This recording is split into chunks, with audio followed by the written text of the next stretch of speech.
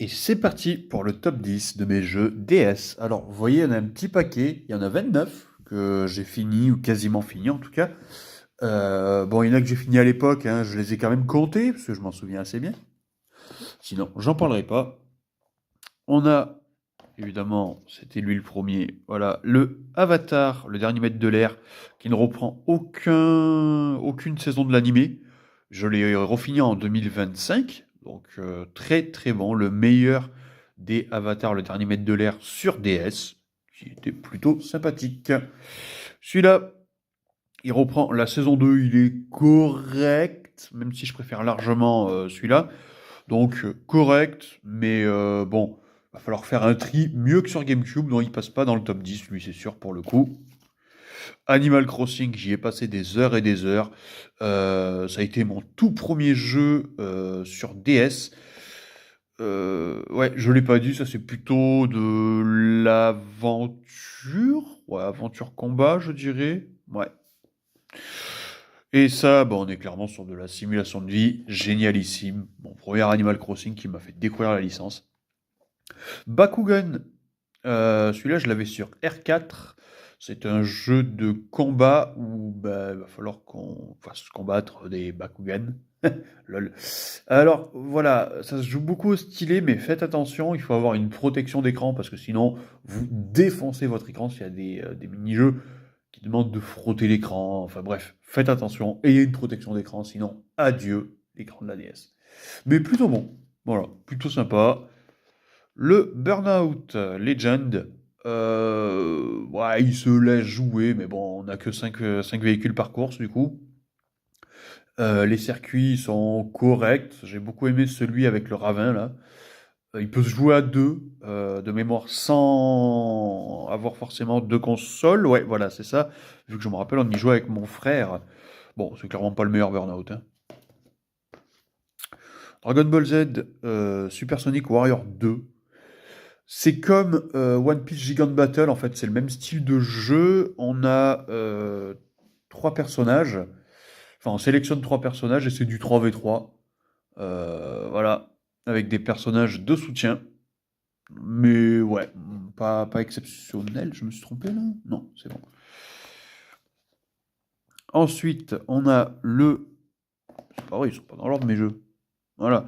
Dragon Quest 4, l'épopée des élus. On joue chaque personnage qu'on joue dans l'aventure finale. Et du coup, ça nous permet vraiment de nous attacher au personnage, vu que chaque personnage a son chapitre avant de se retrouver pour un chapitre final. J'ai adoré le jeu. Celui-là, le Dragon Quest V, le meilleur de la série pour moi, on joue un personnage dans différentes périodes de sa vie, enfant, adolescent, adulte, et adulte plus sage, on va dire, parce qu'il n'est pas papy, donc voilà. Adulte, père de famille, voilà, je cherchais.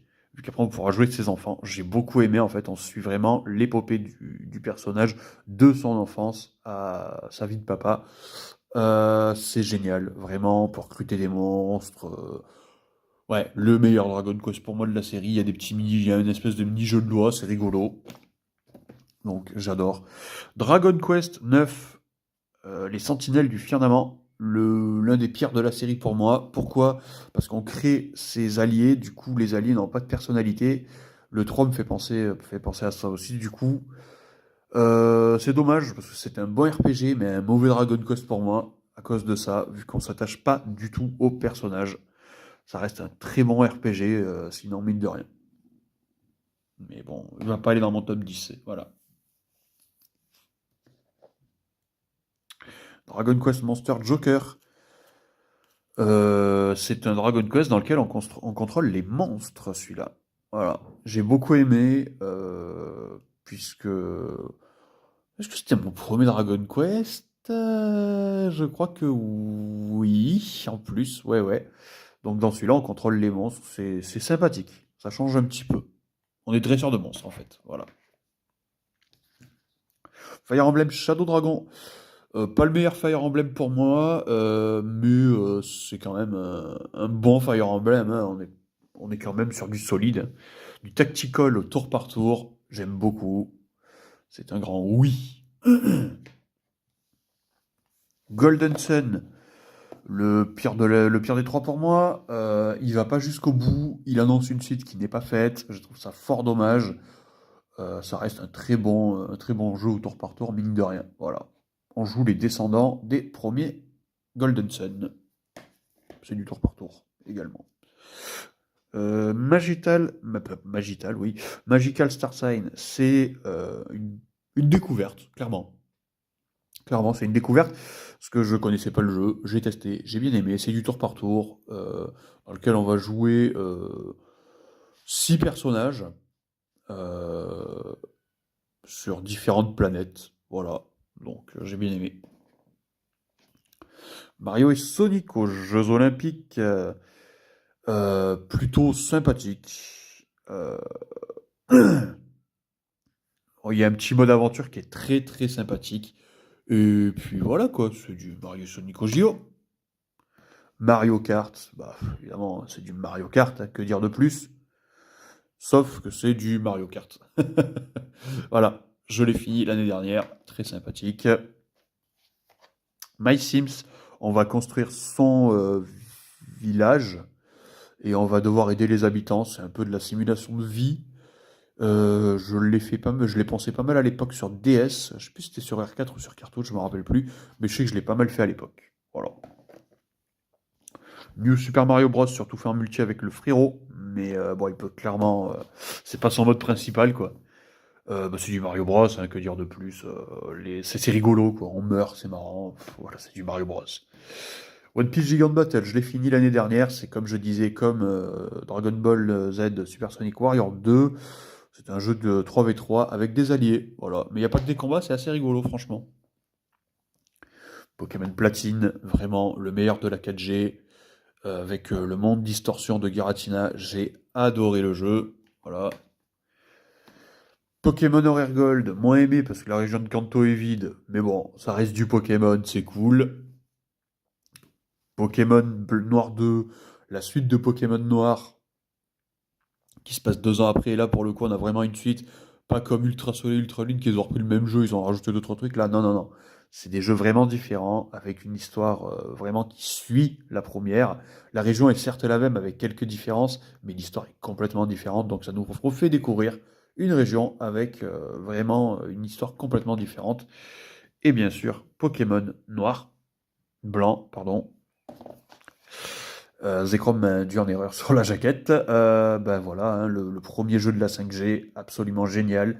Il n'y a que des Pokémon de la 5G avant la Ligue. Moi, j'ai adoré ça. Donc, un grand oui. Spectrobes, les portes de la galaxie. Une très bonne découverte. Les jeux Spectrobes. C'est fait par Disney en plus. What? C'est ouais, un jeu où on contrôle des monstres et on va devoir les extraire dans des fossiles. L'histoire est plutôt sympa. Le 2 est complètement différent du 1 en plus. Donc les deux, pour moi, c'est un oui. Celui-là, c'est le premier. On défonce le bouton LR de la DS, donc faites attention. Puis s'il marche plus, on peut plus y jouer. Voilà, c'est le problème du jeu. Si notre bouton LR marche plus, le jeu il est mort. Parce que bon, on contrôle les Spectrums avec le bouton LR. Voilà, voilà. Là où celui-là, c'est pas le cas. Celui-là, oui. Suikoden Intercrace, le jeu qui m'a fait découvrir la licence Suikoden. C'est un tour par tour, mais bon, ça n'a rien à voir avec les jeux Suikoden basiques, hein. 1, 2 par exemple. Zelda, Phantom Hourglass, le temple de l'eau m'a fait, enfin le temple des mers là m'a fait arracher les yeux. Voilà, du coup j'en garde pas un très bon souvenir. Tout au stylé, ça change. Bon, c'est un peu le seul Zelda auquel j'ai à peu près joué, donc voilà. Trackmania, on crée nos circuits. À l'époque, j'avais pas très bien compris, donc voilà, je sais qu'on crée nos circuits, on fait, après on joue les petites voitures sur nos propres circuits, donc c'est assez sympa. Worms Open Warfare 2, on y a beaucoup joué avec mon frère, on crée nos propres stages. Et bien sûr, c'est des vers de terre qui se font la guerre. Et enfin, Yu-Gi-Oh! World Championship 2008. On crée nos propres decks, on a une petite aventure un peu redondante, mais bon, c'est assez rigolo quoi. C'est le seul que j'ai fait de Yu-Gi-Oh! Donc, faut que je fasse les autres maintenant en fait. Voilà.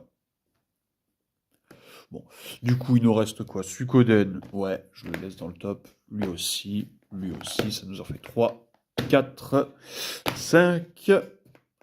Horaire Gold, je sais pas trop. On va dire oui. 6, 7. Mario Kart, non.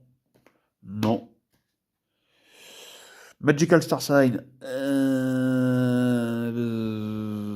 Ouais, on va le laisser. Allez, 8, 9. Il faudra que je refasse un tri. 10. Des QMJ 11. Il y aura un autre tri à faire là. Oh bah des Q5. Ouais, 12. 13. Non. Animal Crossing non plus. Avatar. On va dire oui. Bon, allez, faut trier ça maintenant. Parce que, du coup, ils rentreront pas tous dans le top. Allez, on va dire que oui. Oui. Ouais, je sais pas trop. Je mets dans je sais pas. Oui. Hudson, ouais. Magical Star Sign, je sais pas. Ça, on a 14 jeux, donc bon, voilà. Oui. Oui. Oui. Oui. Allez, oui. Et. Bon. Bah. Il y en a 11. Il y en a 11. Zut. Il y en a 11. Bon, faut refaire un. Bon, écoutez. Les Spectrums, j'ai pas envie de les sortir. Les Pokémon, j'ai pas. Allez, peut-être Horaire Gold à la limite. Ouais, il y a Golden Sun aussi, je sais pas trop. Fire Emblem, non. Et les Dragon Quest non plus. Bon, ça se joue entre ces trois-là qui sortent du top 10. Lequel je sors du top 10? Allez, on sort le Pokémon. Il y a beaucoup de Pokémon dans le top 10 déjà. Voilà. Bon. On arrive au top 10. Ça y est. Ça a été compliqué. Déjà, en fait, vous voyez par rapport à la GameCube, déjà mon top 10 a été compliqué à traiter. Donc bon, voilà. Ça y est. On a notre top 10. Voilà, je sais pas où ça a coupé parce que j'ai eu un appel en plein milieu. Donc on a eu notre top 10, je disais. Ça a été compliqué. Donc on va commencer du coup sur le top 10. Alors je pense que clairement le top 10 va se jouer entre... Enfin, en 10e place, ça va se jouer entre ces deux-là. Bah, je mettrai Golden Sun en 10 parce que le problème c'est que je disais le jeu est pas con. Enfin, il manque quelque chose pour arriver plus haut. En 9e, je mets le Suikoden Enterprise, très sympa, mais il vaut pas le 1 et le 2. 8e, allez, c'est bien, on attaque déjà le compliqué. 8e. Ouais, super, ça commence. Ça commence.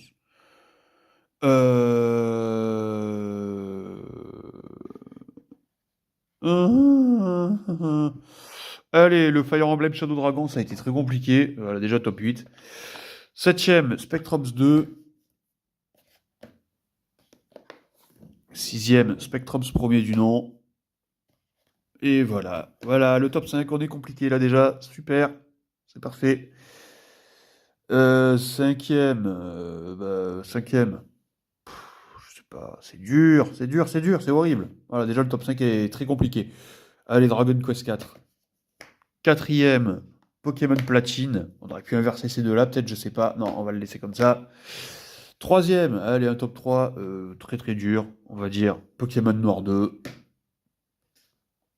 Top 2, Pokémon Noir Blanc. Et mon jeu préféré, DS, Dragon Quest V. Ce jeu est une pure pépite. Mais voilà, un top 10 en règle générale. Allez, on va dire un top 8. Un top 8.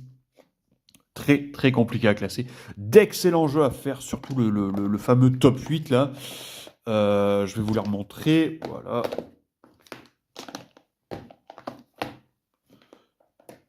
Allez, on va dire vraiment le top 8. Voilà. Le top 8 des jeux à faire. Les jeux Spectrums coûtent que dalle. Vraiment, ils coûtent rien du tout. Allez-y, foncez. Vous allez adorer. Vraiment, moi j'ai adoré. Allez-y. Les yeux fermés. Ces deux-là, ils coûtent rien du tout. Les autres, bon, voilà, c'est un peu plus compliqué. Mais les Spectrums, allez-y. Faites-les peut-être sur émulateur, les autres au pire. Mais les jeux Spectrums, foncez. C'est vraiment des jeux qui coûtent que dalle. Bon, faites-vous plaisir. Vous pouvez les trouver à 5-10 euros. Vous m'en remercierez parce que vraiment, c'est des jeux au top.